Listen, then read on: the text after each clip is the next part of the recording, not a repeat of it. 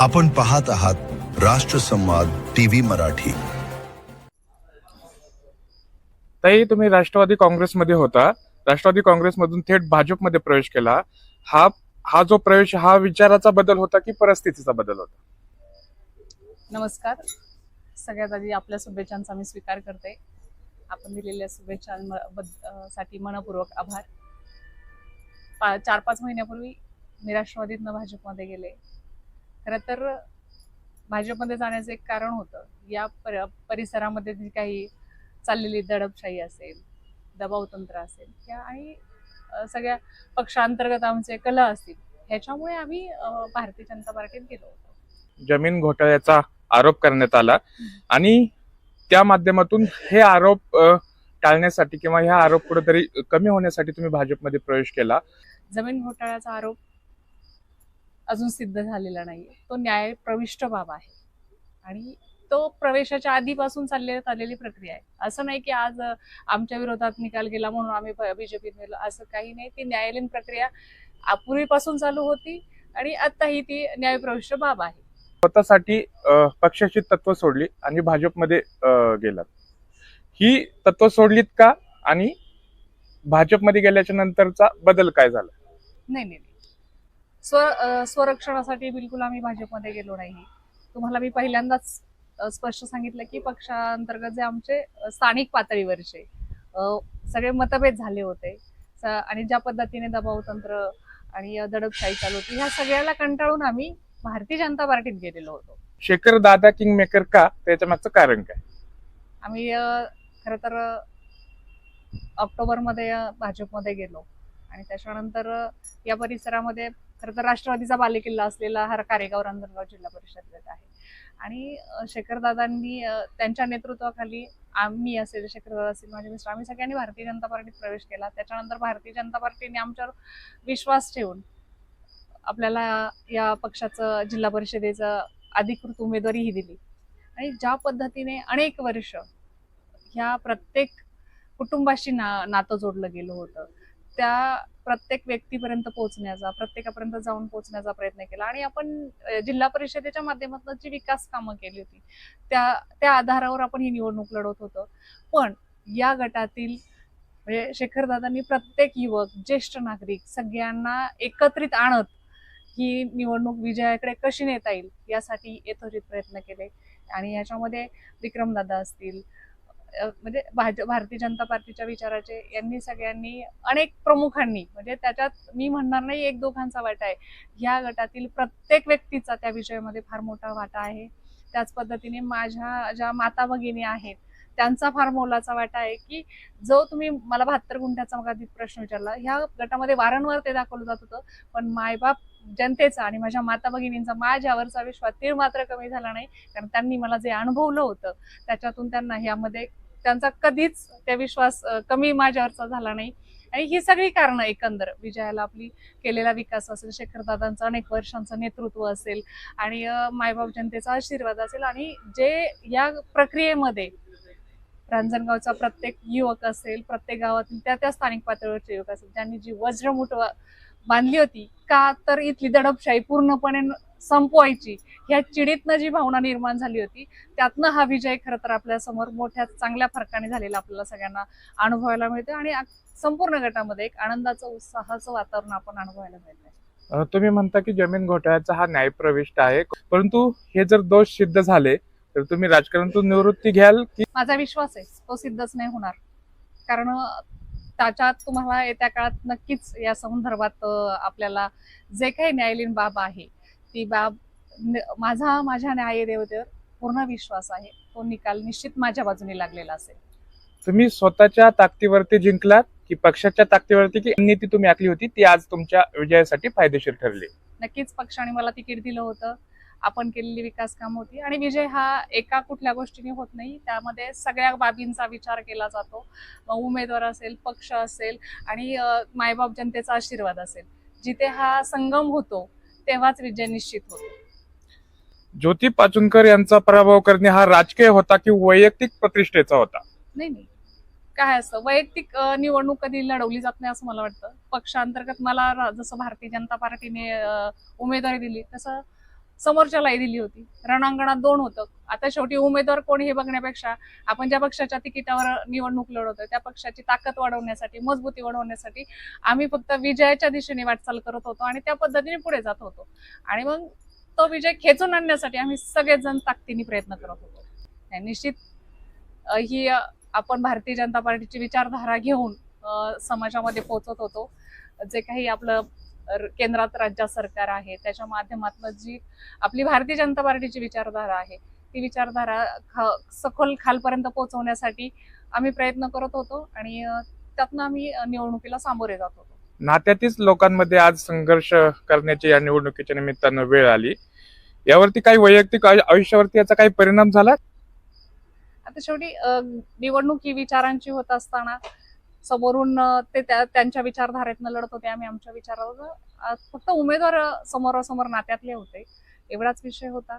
पण निवडणूक असते त्या पद्धतीने आम्ही लढलो, जिंकलो. यापुढचंही त्या पद्धतीने आमची जी भारतीय जनता पार्टीची विचारधारा आहे ती आम्ही अशीच कायम प्रत्येकापर्यंत पोहोचवण्यासाठी प्रयत्न करणार आहोत.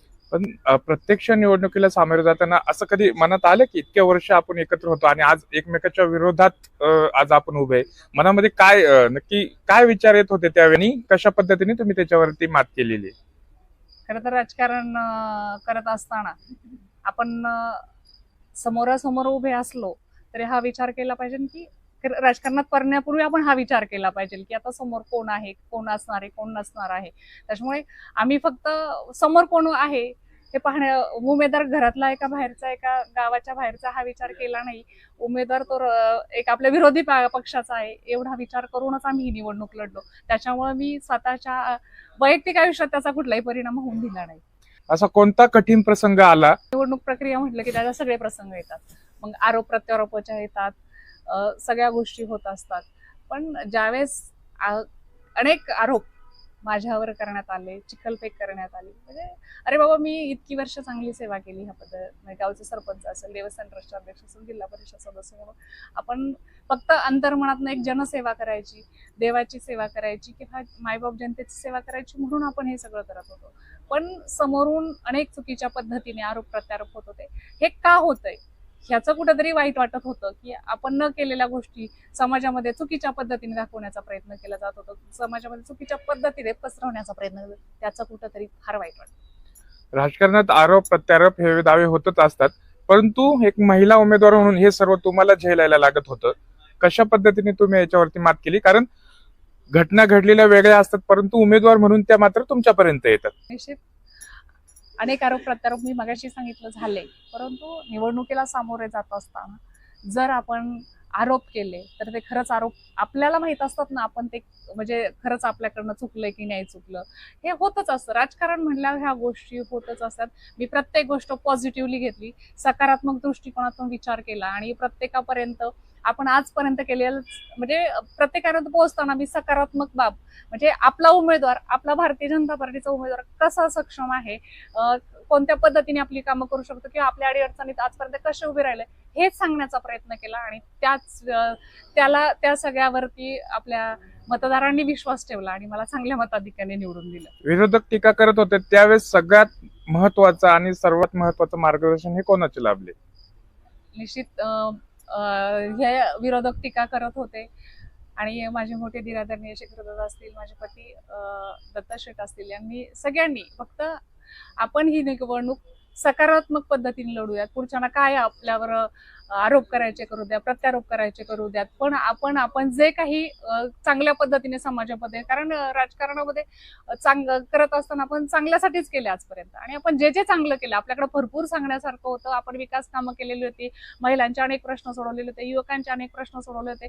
असं नाही की आपण फक्त विकासच केला होता, आपण सामाजिक कार्य केलं होतं, आपण धार्मिक कार्य केलं होतं, आपण समाजातल्या प्रत्येक घटकाच्या सुखदुःखात सहभागी झालेलो होतो आणि आपण जर एवढं केलं असेल तर आपण तेच पुढे घेऊन त्याच प्रेरणेतनं पुढे जाऊयात. कारण आपण आपला जो काही सामाजिक वसा आणि वारसा आहे, आपली जी संस्कृती आहे तो जोपासून पुढे जाऊयात, हाच आमच्यामध्ये असलेला सगळ्यांचा एक विचार होता. जी आमची सगळी टीम काम करत होती ती फक्त हाच विचार, सकारात्मक विचार प्रत्येकापर्यंत पोहोचवण्याचं काम करत होती. मनामध्ये पहिला विचार काय आला? मनामध्ये एवढाच विचार आला की खरं तर ह्या जगामध्ये ईश्वर आहे आणि परमेश्वर गणपती बाप्पाचा आशीर्वाद खऱ्या अर्थाने आम्हाला लाभला आणि त्याने आम्हाला जो आरोप प्रत्यारोप होता त्याला उत्तर सनसनीत म्हणून त्याने सत्याचा विजय केला. शेवटची फेरी चालू होती, लीड मात्र तुमच्या बाजूने येत होतं. शेवटच्या क्षणी मनामध्ये काय विचार सुरू होते? खरं तर निकालाच्या सगळ्या फेऱ्या चालू असताना मला मेसेजद्वारे समजत होतं की आपण विजयी झालो आहोत. आणि आम्ही सगळे इथेच ऑफिसमध्ये होतो, महिला सगळ्या माझ्या जमलेल्या होत्या आणि आम्ही इथे बसून आम्ही निकालाचे अपडेट्स घेत होतो की कोण पुढे कोण मागे. आणि मला माझ्या सगळ्या गावातील सगळ्या मायबाप जनतेचे धन्यवाद ह्या माध्यमातून द्यायचे की त्यांनी जे शब्द दिले होते ते शब्द पाळून मला चांगल्या पद्धतीचं मतदान केलं. आणि माझा पूर्ण विश्वास होता ह्या गोष्टीवर की ही मायबाप जनता माझ्या पाठीशी उभी आहे. आणि त्या निकालाचे जसे जसे फेऱ्या पुढे जात होत्या तसा तसा तो आम्हाला निकाल हाती येत होता. आणि हाती आलेल्या निकालातनं आपला विजयावर आपण शिक्कामोर्तब करतोय असं दिसत होतं. मला फोन येण्याआधीच बाहेर आमचे बंधू अनिल शेळके होते, ते आत इतके पळत आले की आणि म्हणे माझ्या बहिणीचा विजय झाला. म्हणजे ते आनंद अश्रू सगळ्यांना त्या ठिकाणी अनावर झाले. आणि फोन येण्याआधीच ते स्वतः पळत येऊन ऑफिस मध्ये येऊन त्यांनी मला त्या शुभेच्छा दिल्या. हा विजय कोणाला समर्पित करता? हा विजय मी माझ्या सर्व भारतीय जनता पार्टीच्या कार्यकर्त्यांना आणि ह्या प्रक्रियेत माझ्या सगळ्या तरुण युवकांनी जो सहभाग दर्शवला त्यांना आणि विशेषतः माझ्या माता भगिनींना, ज्या एका स्त्रीच्या मागे खंबीरपणे उभ्या राहिल्या आणि आज एक जिल्ह्यात दाखवून दिलं की एका स्त्रीच्या पाठीशी उभं राहिल्यानंतर महिला भगिनी काय करू शकतात हे या कारेगाव रांजणगाव जिल्हा परिषद गटात तुम्हाला पाहायला मिळेल. संपूर्ण महिला भगिनीने एकच जंग बांधला होता की आमच्या ताईंलाच आम्हाला निवडून आणायचंय. तुम्ही आजही पाहू शकता महिला भगिनींमध्ये फार मोठं उत्साहाचं वातावरण आहे. प्रत्येकाने म्हणजे त्या भावना माझ्यापाशी व्यक्त केल्या.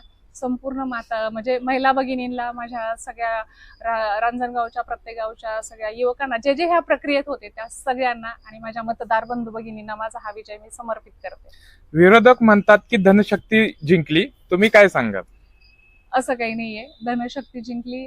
निवडणूक प्रक्रियेमध्ये जे काही आपण काम केलंय तर मी म्हणेल इथे विकास जिंकला, विश्वास जिंकला आणि जी मायबाप जनतेशी नाळ जोडली होती ती आज जिंकलीये असं मला वाटतंय. निवडणुकीच्या नंतर या निवडणुकीमध्ये काय शिकायला भेटलं? ही निवडणूक खरं तर निवडणूक प्रक्रिया आहे. शिकण्यासारखं प्रत्येक वर्षी वेगवेगळं कारण असतं आणि निवडणुकीतनं शिकण्यापेक्षा काहीतरी घेऊन पुढे जायचं. आणि आपण जे कार्य करत आलोय ते जर केलं तर मला नाही वाटत, म्हणजे यातनं एवढं शिकलं की आपण जे विकास केलं त्याच्या मुद्द्यावरती किंवा आपण जे काही संघटन आपल्याकडे जे काही आपण प्रत्येकाच्या सुखदुःखात उभं राहिलो असंच उभं राहिलो तर निवडणूक फार विजयापर्यंत पोहोचण्यासाठी आपल्याला कोणी अडवू शकत नाही. एवढं मला शिकायला मिळालं. जेवढे तुम्ही सकारात्मक राहाल, जेवढे तुम्ही प्रत्येकाच्या संपर्कात राहताल आणि प्रत्येकाच्या अडीअडचणीत राहून त्यांचे अडचणी सोडवताल तर तुम्हाला तुमच्या विजयामध्ये कुठलाही अडथळा यापुढे येऊ शकत नाही. एवढं मला नक्की ह्या निवडणुकीतून समजलं. कारण माझ्या पुढे तुम्ही म्हणल्याप्रमाणे जवळचेच होते किंवा घरातलेच होते, तरी पण ह्या आपण केलेला विकास, आपण जी काही जपलेली नाती, जे काही प्रत्येक घराशी कौटुंबिक जोडलेलं नातं होतं आणि ह्या सगळ्याच्या बळावरती आपण ती निवडणूक जिंकू शकलो. एक सकारात्मक जे काय आपली पॉझिटिव्ह ऍटिट्यूड होता त्याच्या पद्धतीने आपण ते जिंकू शकलो. यानंतर मतदारांना दिलेला शब्द हा कशा पद्धतीने पाळाल आणि प्रामुख्याने पहिली कोणती कामं आहेत ती मार्गी लावाल? या निवडणुकीत खरं तर मतदारांमध्ये आपण जे काही फिरत असताना विकास काम आपण केलीतच आणि पण त्यातली काही कामं राहिली आहेत त्याच्या आश्वासन नाही, पण मी त्यांना ठाम करण्याचा निश्चय दिला की मी निवडून आल्यावर आपली विकासाची कामं नक्की करण्यात येतील. आणि ती कामं करण्यासाठी सभागृहात गेल्यानंतर म्हणजे मी कालपासूनच प्रत्येकाला म्हटलं तुम्ही जी लिहिलेली कामं मला लिहून द्या, आपण त्या पद्धतीने आपलं जेव्हा मी सभागृहात पहिली जाईल त्या पद्धतीने आपली कामं त्या विभागात पोहोचवण्याचं काम करेल आणि आपल्या विकास कामांची गती बिलकुल थांबवून देणार नाही. ज्या पद्धतीने आजपर्यंत काम केलं त्या पद्धतीने उद्या पण ते काम होत राहणार आहे. कुटुंबामध्ये जे राजकीय मतभेद झाले हे कुठेतरी तुम्ही सोडवण्याचा प्रयत्न कराल की यापुढचं राजकारण हे राजकारणाचं नाही? आता ते त्या वेळेनुसार ठरेल सगळ्या गोष्टी. तरी मनामध्ये हे तुम्हाला काय वाटतं, हे कुठेतरी थांबलं पाहिजे की कशा पद्धतीने, काय तुमचं मन काय सांगतं? राजकारण हे असं चालू राहणार आहे आणि सगळ्या गोष्टी आहेतच. ते आता मी ह्याबद्दल काही बोलू शकत नाहीये. येत्या काळात तुमचं मन काय सांगतं की हे कुठेतरी हे मिळतं जुळतं व्हायला पाहिजे?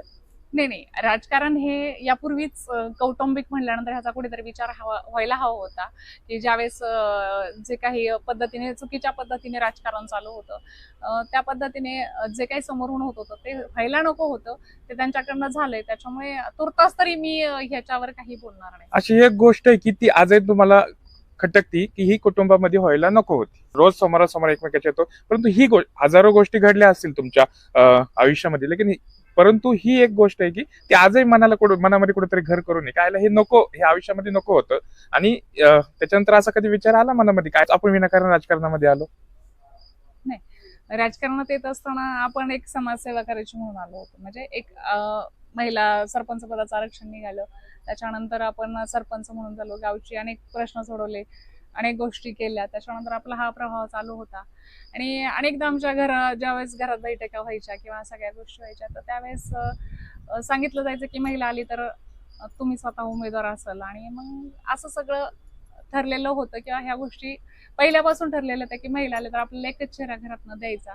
त्याच्यानंतर मग जे काही आत्ताच्या मधल्या काळात झालं की घरातूनच उमेदवार दिला गेला, मग ते कुठेतरी ह्या गोष्टी मनाला पटण्याजोग्या नव्हत्या. निवडणुकीच्या दरम्यान तर मतदारांना पैसे वाटले, तरुण मुलांना ड्रग्ज खाऊ घातलं, असे आरोप करण्यात आले आहेत. हे आरोप जर भविष्य काळामध्ये सिद्ध झाले तर तुम्ही त्या चौकशीसाठी खुलेपणे सामोरे जाल? निवडणुकीच्या काळामध्ये पैशांचा गैरवापर झाला आणि मोठ्या प्रमाणावरती तरुण मुलांना व्यसनाधीन करून ड्रग्सच्या आहारी मुलांना जायला लावलं, हे मी पण गेले 2-3 दिवसांपासून ऐकतोय. आपल्यासारख्या अनेक समाज माध्यमांच्या माध्यमातून त्या काही व्हिडिओ क्लिप पण माझ्या बघण्यात आल्या. उलट मी सौभाग्यवती निर्मलाताईंचं अभिनंदन करतो की एका फार मोठ्या सामाजिक विषयाला त्यांनी हात घातलेला आहे. माझी पोलीस प्रशासनाला ही विनंती राहील की निर्मलाताईंनी उपस्थित केलेला मुद्दा त्यांनी गांभीर्याने घेतला पाहिजे. रांजणगाव गणपती परिसरात, कारेगाव परिसरात, अख्ख्या नगर रोडलाच ड्रग्सचा मुद्दा गेल्या 2-3 वर्षांपासून गाजतोय. माझ्या तर असंही कानावरती आहे की काही महिन्यांपूर्वी नगर रोडच्या सुपा परिसरातल्या एका फॅक्टरीवरती ड्रग्सच्या संदर्भात रेड झाली होती. आता मात्र निर्मलाताईंनी केलेल्या आरोपांना अतिशय गांभीर्याने पोलीस प्रशासनाने घेतलं पाहिजे आणि ती फॅक्टरीची रेड नक्की कोणाच्या संदर्भात झाली, ते ड्रग डिस्ट्रीब्युशनचं नेटवर्क नेमकं कोणाचं आहे आणि व्यसनाधीन मुलं कोण कोण आहेत याचा छडा पोलिसांनी लावलाच पाहिजे. राजकारण होत राहील, निवडणुका येत जातील, निवडणुका होत जातील, परंतु तरुणांना आणि एकूणच ह्या तालुक्याला ह्या ड्रग्सची कीड नेमकी लावली कुणी आणि इतक्या घाणेरड्या मार्गाने पैसा कमवून कोणाला आयुष्यामध्ये काय मिळवायचं याचा छडा पोलिसांनी लावला पाहिजे. भारतीय जनता पार्टीच्या पक्ष कार्यालयामध्ये आम्ही त्या बैठकीत सुद्धा हा मुद्दा उपस्थित केलेला आहे.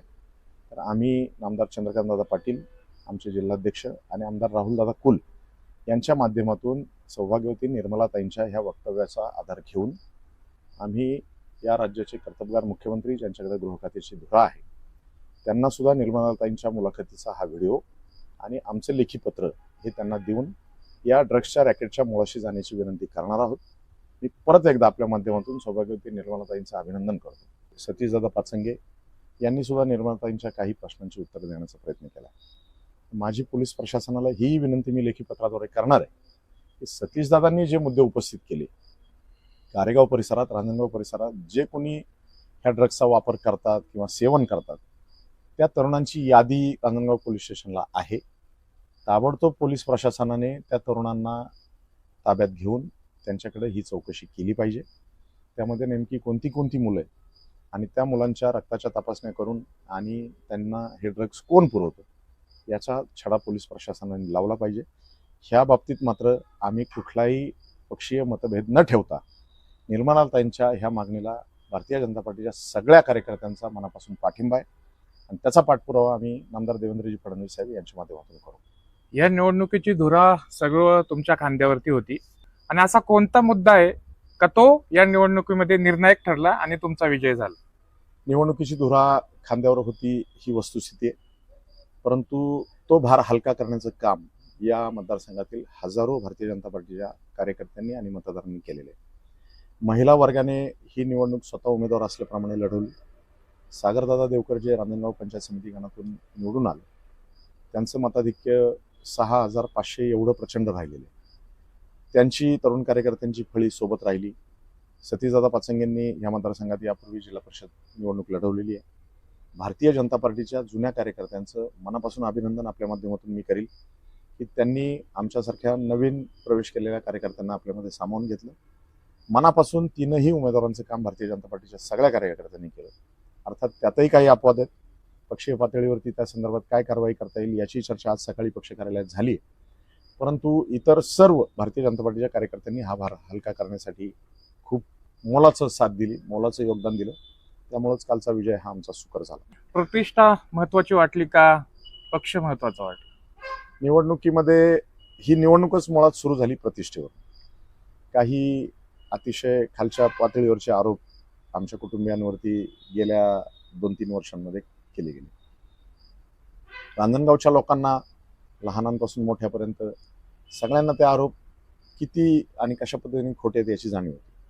परंतु मतदारसंघातल्या काही लोकांना ज्यांना या संदर्भात शंका होत्या त्यांनी आमच्यावरती विश्वास ठेवून त्या शंका क्लिअर करून घेतल्या. त्या आरोपांना लोकांनी मतपेटीतून उत्तर दिलेलं आहे त्या ठिकाणी. परंतु पक्षाचा जर विचार केला तर भारतीय जनता पार्टीच्या सर्व नेते मंडळींचं, मतदारांचं आणि कार्यकर्त्यांचं मी मनापासून अभिनंदन करेल की त्यांनी, आम्ही जरी नवीन पक्षामध्ये प्रवेश केलेला असला तरी आम्हाला सामावून घेतलं आणि हे तीनही उमेदवार भारतीय जनता पार्टीचे त्यांनी निवडून आणले. त्याच्यामध्ये प्रतिष्ठा मोठी की पक्ष मोठा हा प्रश्न तसा या ठिकाणी गैरवाजवी आहे. प्रतिष्ठेसाठी निवडणूक लढवायची असते, लोकांच्या सेवेसाठी लढवायची असते, लोकांची कामं करण्यासाठी लढवायची असते. आणि केवळ ही प्रतिष्ठा आमच्या कुटुंबियांची नसून या मतदारसंघाची प्रतिष्ठा लोकांनी डोक्यामध्ये ठेवली. प्रत्येक मतदाराला, प्रत्येक कार्यकर्त्याला ही स्वतःच्या प्रतिष्ठेची निवडणूक वाटत होती आणि त्यासाठी भारतीय जनता पार्टीने पक्ष म्हणून आम्हाला प्रचंड मोठ्या प्रमाणावरती मदत केली, सहकार्य केलं. त्यामुळं पक्ष आणि प्रतिष्ठा या दोन्ही गोष्टी ह्या निवडणुकीमध्ये महत्त्वाच्या ठरल्या. निकालानंतर विरोधक एवढे अस्वस्थ का मला नेमकं काही सांगता येत नाही सर.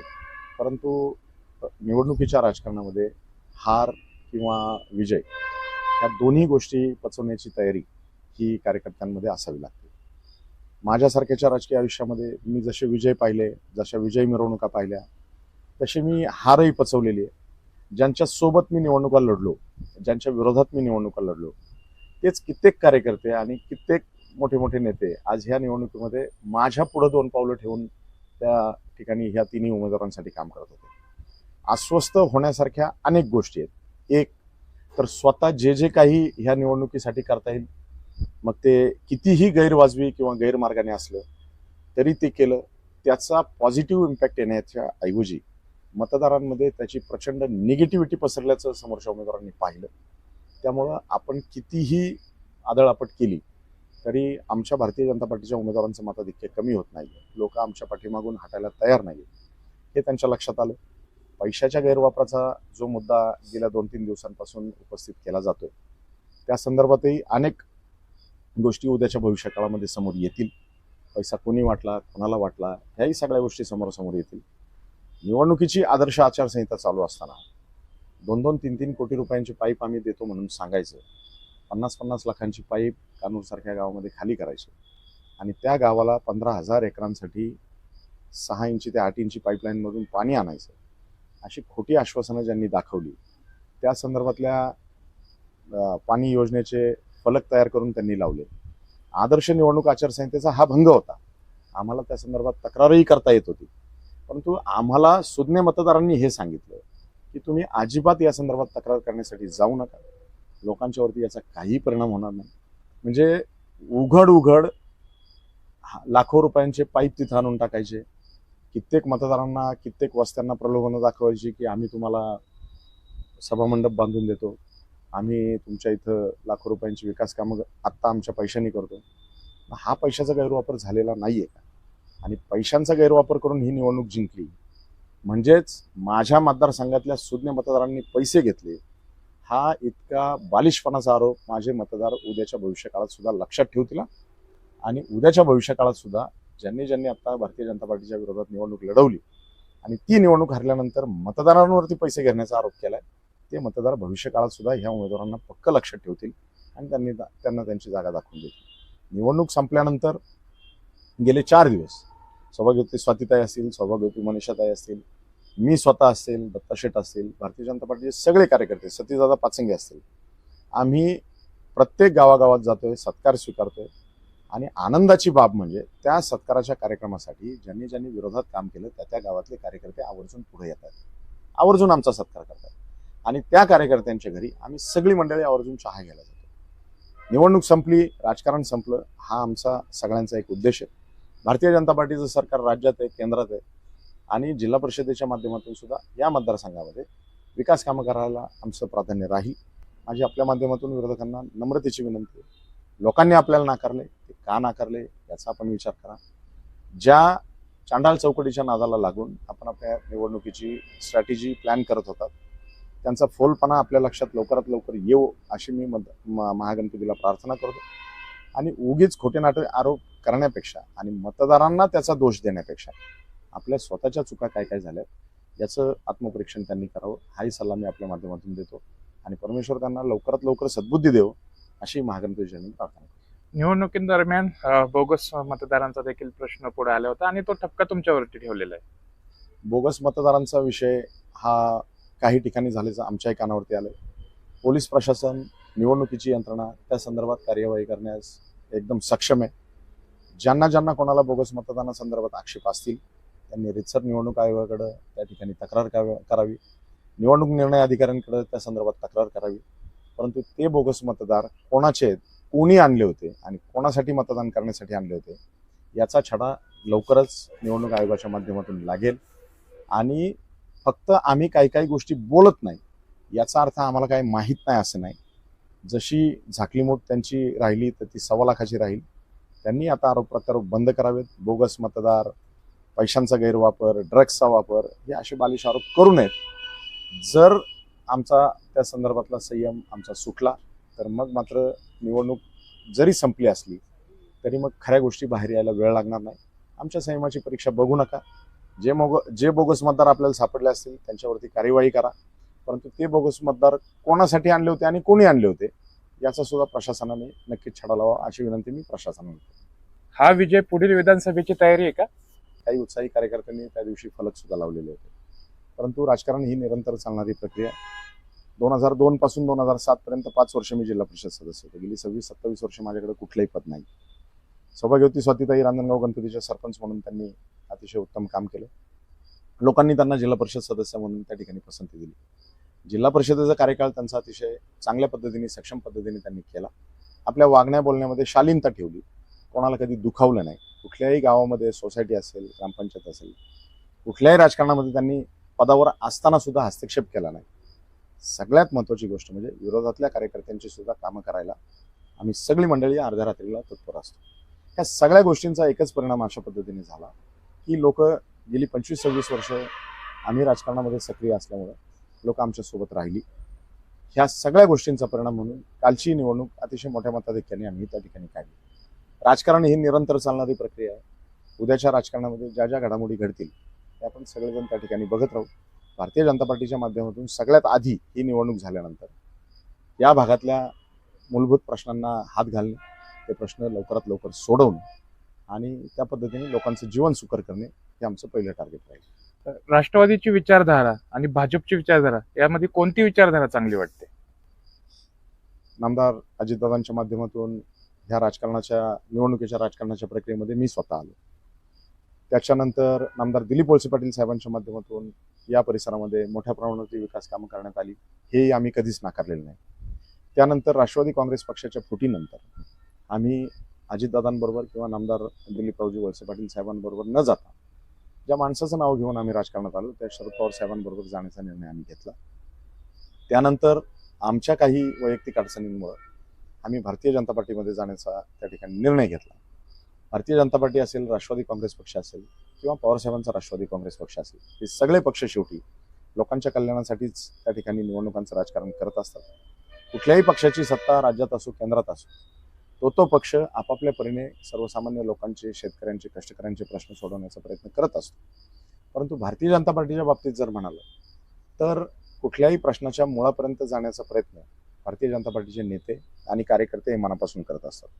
मला एक गोष्ट आवर्जून त्या ठिकाणी सांगावी लागेल. कान्हूर गावच्या पाणी प्रश्नाबाबत लोकांना प्लास्टिकचे पाईप आणून देऊन, भूलथापा देऊन मी पाणी आणतो असं सांगण्यात आलं. ज्या वेळेला हा प्रश्न कोर कमिटीमध्ये आम्ही मांडला, त्यावेळेला राज्याचे प्रदेशाध्यक्ष रवींद्र चव्हाण साहेब आणि आमदार राहुलदादा कुल यांनी आम्हाला विचारलं की तुम्हाला या संदर्भात काय मदत पाहिजे. आम्ही सांगितलं की या राज्याचे जलसंपदा मंत्री, ज्यांच्या ताब्यामध्ये या राज्यातली सगळी धरणं आहेत, ज्यांच्या ताब्यामध्ये हजारो कोटींचा निधी आहे, अशा जबाबदार व्यक्तीने हा प्रश्न समजावून घेऊन जर याच्यावरती तोडगा काढला तर आमचा निवडणुकीपुरताच नाही तर कायमस्वरूपीचा हा प्रश्न संपून जाईल. मला सांगायला अतिशय अभिमान वाटतो की 24 तासांनंतर राज्याचे जलसंपदा मंत्री नामदार विखे पाटील साहेब हे कानूर सारख्या गावामध्ये आले. या संदर्भात मुख्यमंत्री देवेंद्रजी फडणवीस साहेबांनी जो DPR तयार केला होता, त्या DPRचा सखोल अभ्यास करून कृष्णा गोदाखोराचे चीफ इंजिनियर त्या ठिकाणी बैठकीला बोलवून त्यांनी त्या प्रश्नाचा अभ्यास करून 650 कोटींचा निधी हा कान्हूर, पाबळ, केंदूर आणि इतर 12 गावांसाठी देण्याचं त्या ठिकाणी ठोस आश्वासन दिलं. आणि उद्याच्या 23 तारखेच्या अर्थसंकल्पीय अधिवेशनामध्ये टोकन प्रोव्हिजन त्याच्यावरती करतो अशा पद्धतीचं आश्वासन दिलं. कालपासून आमची जी फोनाफोनी विखे पाटील साहेबांच्या ऑफिसला चालली आहे, त्या संदर्भातला मसुदा तयार करण्याचं काम सुद्धा त्यांच्या कार्यालयाने अतिशय गांभीर्याने हाती घेतलेलं आहे. आजच सकाळी त्या संदर्भात मी पुण्याच्या पाटबंधारे खात्याच्या ऑफिसलाही मी जाऊन आलो, मला बोलवण्यात आलं होतं. म्हणजे एखादा प्रश्न हा केवळ आश्वासनं देऊन नाही तर तो तडीस लावण्यासाठी पैशांची व्यवस्था कुठून करायची, यंत्रणा कुठून उभी करायची, नेमका त्या प्रश्नाच्या उत्तरासाठी मुळात सोर्स कोणता आहे याची बारीक माहिती भारतीय जनता पार्टीचे सगळे नेते आणि कार्यकर्ते घेतात. त्यासाठी अधिकारी वर्ग त्या खात्याचा भारतीय जनता पार्टीच्या नेत्यांना सहकार्य करतो आणि मोघम आश्वासनं देण्यापेक्षा मूलभूत प्रश्नांवरती कायमस्वरूपी उपाय काढण्याचं धोरण हे भारतीय जनता पार्टीचं आहे असं गेल्या काही दिवसांमध्ये आम्हाला दिसलं. आणि त्याच धोरणाचा वापर करून आम्ही या भागातील मूलभूत प्रश्न सोडवण्यासाठी कायमस्वरूपी प्रयत्न करतो. भविष्यात जर भाजप सोडण्याचा जर विचार मनामध्ये आला तर पुन्हा राष्ट्रवादी किंवा अन्य कोणता पक्ष? भारतीय जनता पार्टीने आम्हाला आपलंसं केलं. केवळ 3 महिने झाले होते आम्हाला भारतीय जनता पार्टीमध्ये येऊन. भारतीय जनता पार्टीच्या नेत्यांनी आम्हाला प्रचंड सहकार्य केलं, मतदारांनी आणि कार्यकर्त्यांनी आम्हाला त्या ठिकाणी स्वीकारलं. त्यामुळं आम्ही राजकारणामध्ये जोपर्यंत राहू तोपर्यंत भारतीय जनता पार्टीची कास कधी सोडणार नाही. राजकारणामध्ये यश अपयश हा चढउताराचा भाग प्रत्येकाच्या आयुष्यात असतो, परंतु भारतीय जनता पार्टीच्या तत्वांची प्रतारणा किंवा भारतीय जनता पार्टी पक्ष सोडण्याचा विचारही आमच्या मनात कधी येणार नाही. आमच्या कुटुंबियांचा सुरुवातीपासून एक इतिहास राहील. आम्ही जिथं राहिलो तिथं आम्ही ठामपणे कितीही प्रलोभन आणि कितीही दडपण आलं तरी आम्ही त्याच पक्षाचं काम प्रामाणिकपणे केलेलं आहे. शरद पवार साहेबांच्या पक्षासोबत आम्ही होतो. मी स्वतः तालुकाध्यक्ष म्हणून या पक्षाचं काम केलं. विधानसभेच्या निवडणुकीमध्ये आमच्या पक्षाचे त्यावेळेचे उमेदवार देवदत्तजी निकम यांचं काम आम्ही प्रामाणिकपणे केलं. त्याचा नंतर काही प्रमाणात म्हणण्यापेक्षा फार मोठ्या प्रमाणात आम्हाला त्रासही झाला. एवढं सगळं करून सुद्धा त्यावेळची सुद्धा प्रलोभनं होती की तुम्ही राष्ट्रवादी काँग्रेस पक्षात प्रवेश करा. आम्ही त्या प्रलोभनाला बळी पडलो नाही. आम्ही आमची तत्व सोडली नाही. भारतीय जनता पार्टीच्या माध्यमातून सुद्धा आम्ही इथून पुढे लोकांची निरंतर सेवा करत राहू. राजकारणाची सुरुवात बंधुप्रेमाने झाली होती. हे बंधुप्रेम पुढील काळामध्ये पाहायला मिळेल का हा संघर्ष असा सुरू राहील? राजकारणाची नाही तर बंधुप्रेम सगळ्यांच्याच कुटुंबामध्ये असतं. ते आमच्या कुटुंबामध्ये सुद्धा होतं. परंतु आता त्या गोष्टीच्या संदर्भात पुलाखालून बरंच पाणी वाहून गेलं. फक्त एका गोष्टीची खंत राहील की अनेक लोक गेल्या ह्या निवडणुकीच्या काळात बोलताना उदाहरणं देत होती की पवार फॅमिली एकत्र आली, ठाकरे फॅमिली एकत्र आली, पाचुनकर फॅमिली एकत्र यायला हरकत नाही. मला माफ करा, मी पवार फॅमिलीशी आणि ठाकरे फॅमिलीशी आमच्या फॅमिलीची तुलना करत नाही.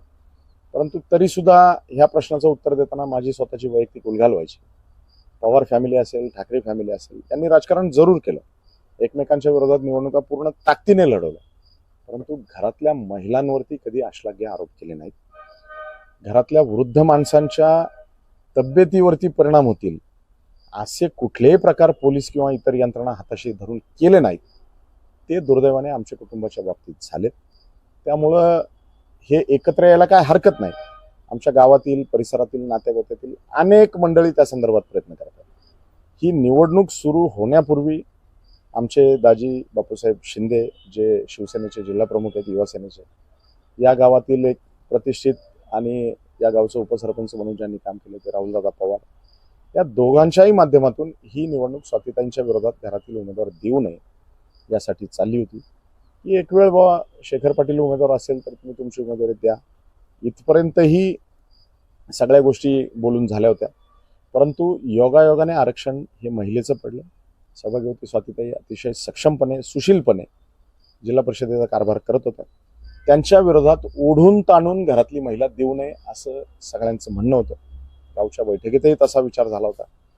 बापूसाहेब शिंदे आणि राहुलदादा पवार आणि त्यांची सगळी मित्रमंडळी यासाठी प्रयत्नही करत होते, परंतु तो एक मुद्दा सोडून बैठक होणार नाही असा विचार ज्या वेळेला समोरून आला त्यावेळेला दुर्दैवाने ही निवडणूक लागली आणि पाण्यावरती काठी मारली म्हणून पाणी तुटत नाही, आपल्या मराठी भाषेमध्ये जुनी म्हण.